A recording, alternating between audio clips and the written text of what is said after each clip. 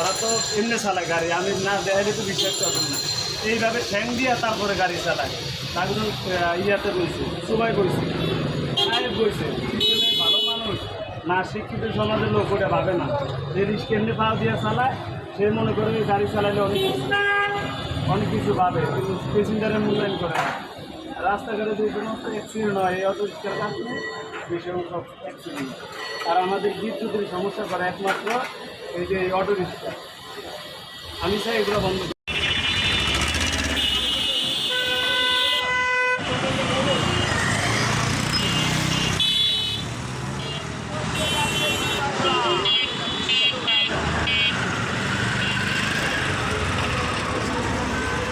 আমজাদ ভাই বরপুর বাড়ি। বরপুর